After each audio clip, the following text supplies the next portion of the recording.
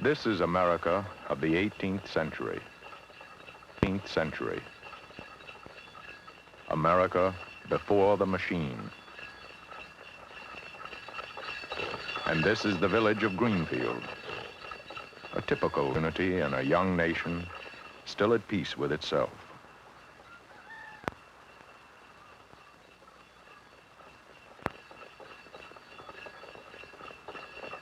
Henry Ford built Greenfield Village as a nostalgic monument, an innocent world he would never see again. A world which Ford and others like him had already destroyed.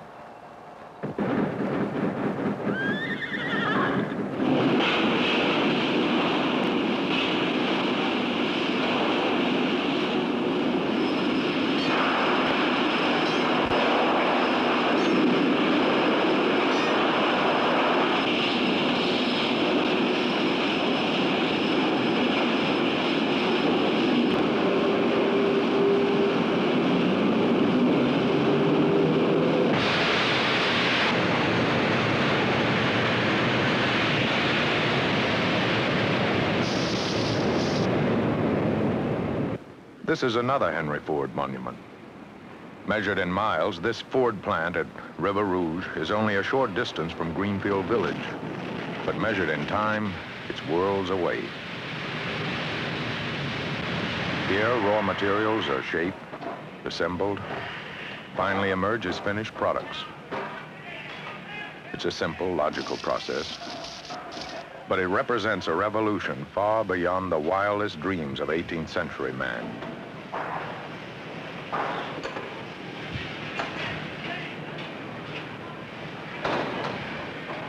To understand just how the Industrial Revolution destroyed the Greenfield villages of America so completely, we must go back almost 2 centuries.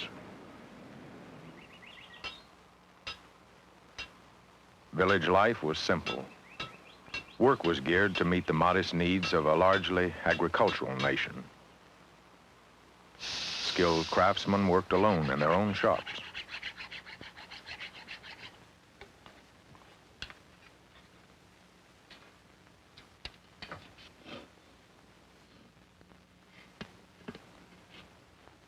Most work, however, was still done at home.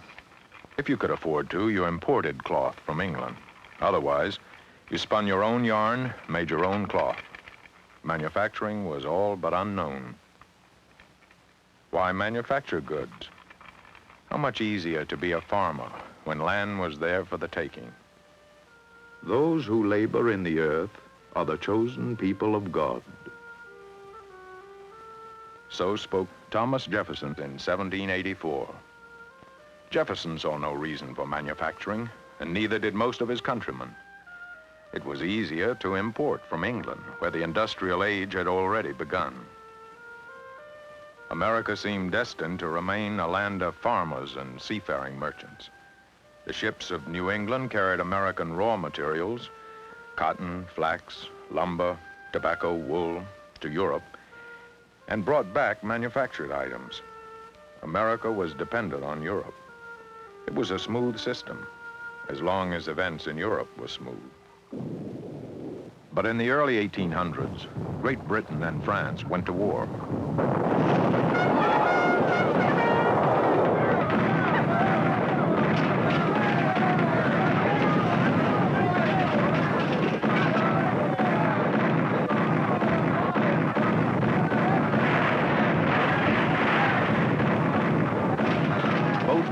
Threatened American shipping.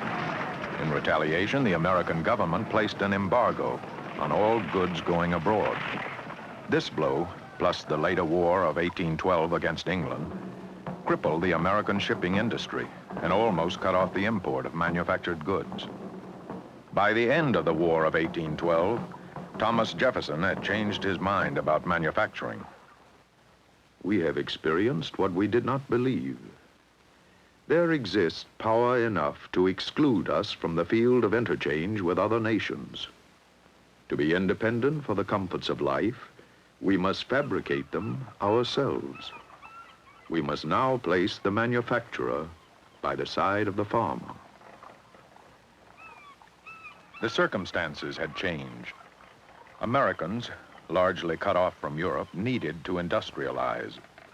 And New England merchants, unable to sail their ships, were looking for new ways to invest their money. A few years earlier, an Englishman named Samuel Slater had shown them a way. When I was a young man in my 20th year, I chanced upon an advertisement in an American newspaper offering a price for improved cotton machinery. Having been apprenticed in the English firm of Master Richard Arkwright, who had invented a machine for spinning raw cotton into cotton thread, it occurred to me that such an invention would do well in America. Dressing myself in the guise of a farm boy, I boarded a ship for New York.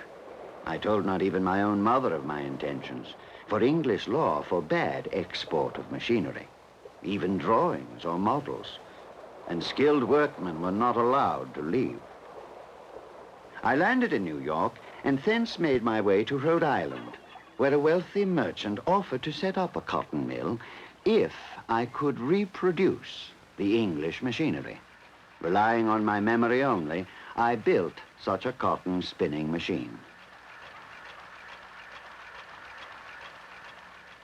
We chose a spot along the Pawtucket River with ample water power to run our machinery. There, in 1791, we constructed a mill, the machinery of which was run by 9 children between the ages of 7 and 12. It was a modest beginning to the American Industrial Revolution. One small mill doing nothing more than spinning thread, for the weaving still had to be done elsewhere. One invention smuggled out of England, brought over by an Englishman and set up in a small English-style mill. What then was the American element, the American contribution to the Industrial Revolution? Perhaps it began with a small group of men in Massachusetts in 1813.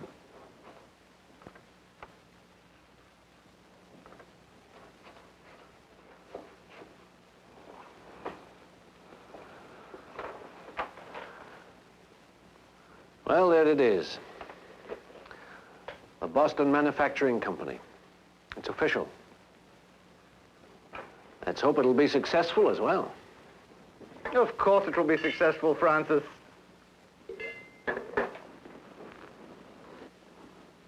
If English looms can turn out miles of cotton in a single day, it must work in this country, too.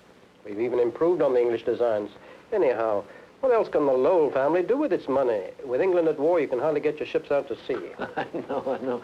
You're probably both right. If I'd had any serious doubts, I wouldn't have invested so heavily. And I think one day we're going to be very rich men. I suppose the only doubts I have are the ones that come the moment before doing something quite new. Well, it's hardly new to use English machines. Oh, I know, Patrick. But it's one thing to use English machinery. We're doing something more. If we can really do what we're setting out to do, if we can really feed raw cotton into one end of a building and bring out finished goods at the other end, we'll have done something that's never been done before. Oh, come, Francis, surely someone must have thought of something so simple long ago. But no one had. Francis Cabot Lowell and a few New England friends set up the first modern factory in human history. Formerly, even in England, operations had been separated. Cloth was spun in one mill, like Slater's, woven in another, and bleached in yet another. In 1814, at Waltham, Massachusetts, the process was streamlined. Nothing new was manufactured. No new machine was introduced. All that happened in this building was that the old processes were combined so that the entire manufacturing process took place under one roof. Why hadn't this happened in Europe?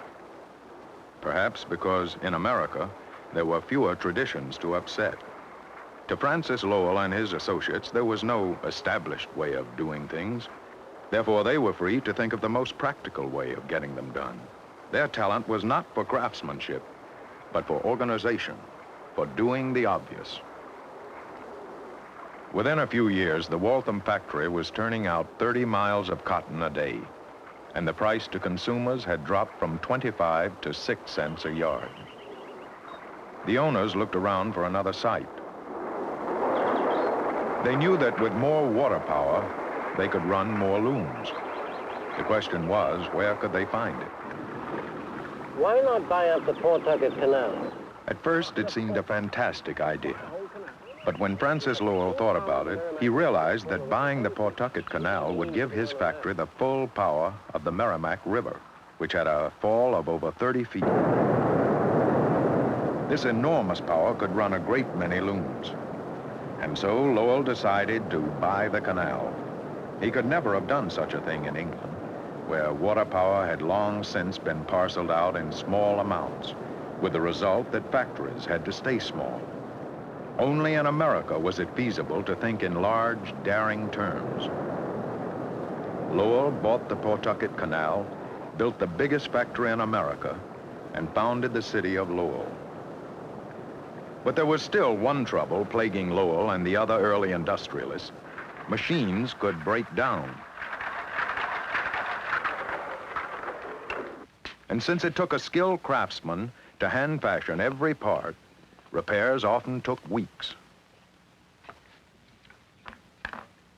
A gun, for instance, was still the work of a craftsman. Each part was carefully and slowly fashioned by hand. That is why Eli Whitney's proposal to the Secretary of the Treasury in 1798 seemed nothing short of madness. 10,000 muskets. I shall produce 10,000 muskets in 28 months.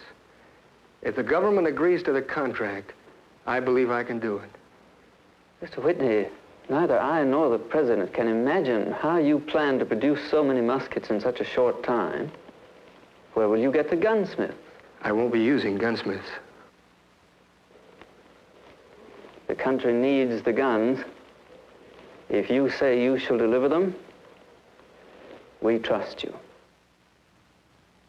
Perhaps the idea had first occurred to Eli Whitney when he invented his cotton gin.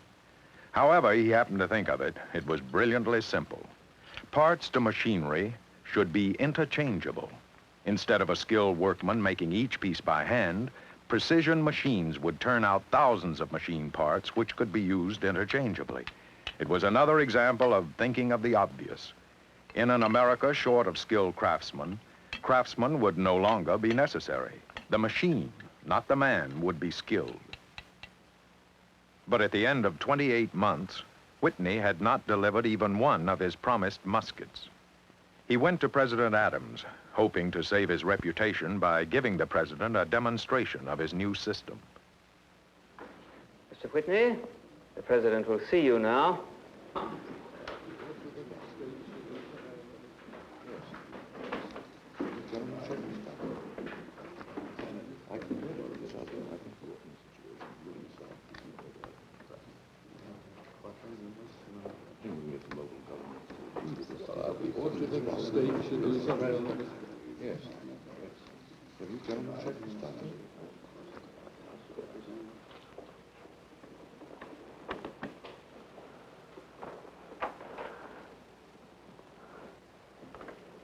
How do you do, Mr. Whitney?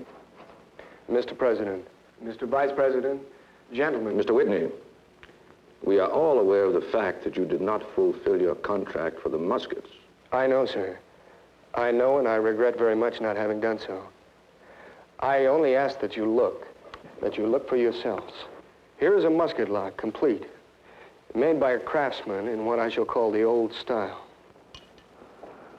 And here is a supply of musket parts, turned out by machinery, each part exactly identical.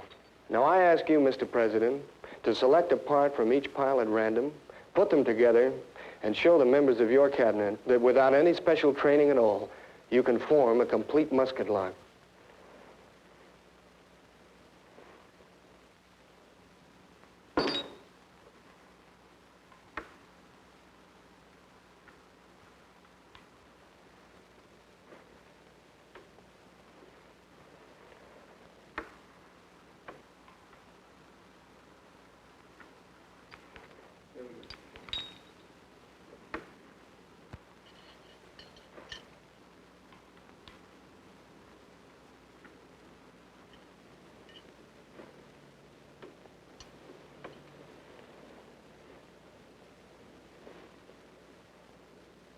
Mr. Whitney, Sir, my congratulations. Thank you. I would never have believed that molds and machines could turn out parts so exactly equal. That even a man with no experience as a gunsmith could fit together a lock. Do you realize what this means? Absolutely. Yes, and it can be mass-produced in factories. Thousands and thousands of them. Instead of a reprimand, Whitney was given an extension of time and another $20,000. Thanks to the idea of interchangeable parts, repairs were faster and easier, mass production was possible, and, perhaps most important, anyone could now be a workman. On the farms of the nation, a major change was taking place. People began gradually to leave the land, to walk off the farm and into the factory. It took no special skill to be a worker. Anyone could operate a machine.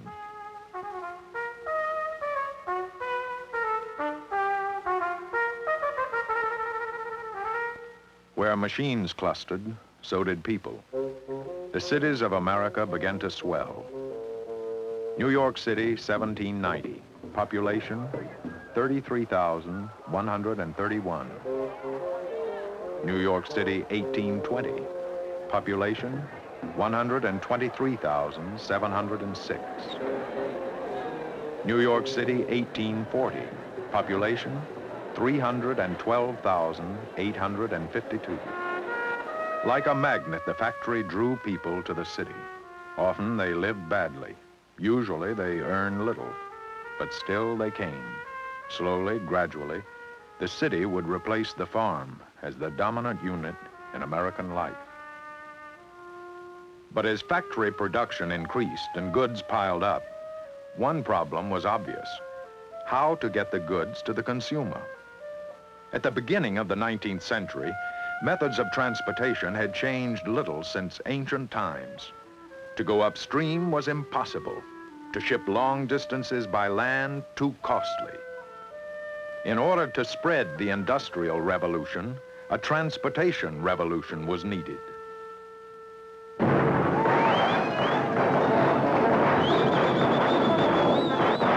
In 1825, the Erie Canal was opened with fireworks, parades, and the ceremonial pouring of water from Lake Erie into the Atlantic. With this giant man-made ditch, the East and West was suddenly linked. Goods from the factories of New England had found a cheap way of traveling west. The steam engine, a revolutionary source of power. Goods and people could now travel upstream as well as down. The western rivers of America now became great arteries of trade, carrying eastern goods. But the most revolutionary development was still to come.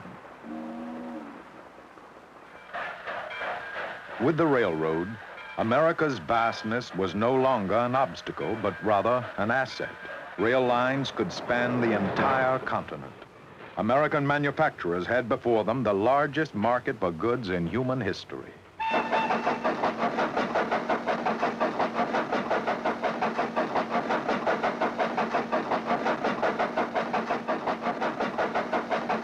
America on the eve of the Civil War. Compared to 50 years before, a country radically changed. Already a fifth of the nation had flocked to the cities. The factory was owned by the link of the railroad. It also served the growing West. But if the North was now the land of industry, the South was still the land of cotton. The Civil War was to be not only a war between North and South, but a war between plantation and factory.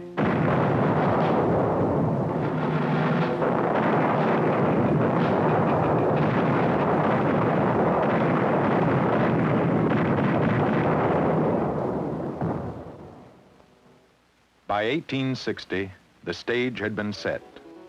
Machinery had been introduced, mainly from England. Under the leadership of Francis Lowell, it had been placed under one roof to turn out finished products.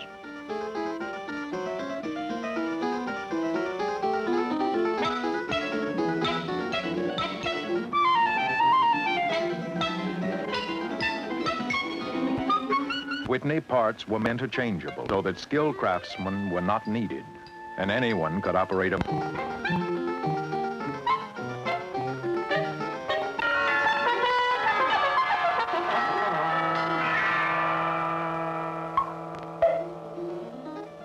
Water power was replaced by steam, and later coal was used to make the steam. Came from the countryside to run the machines, and a network of rails, canals, and steamships carried the goods over the breadth of the nation. In the space of 50 years, the old world was gone. In the space of 50, the foundations for a new world had been laid.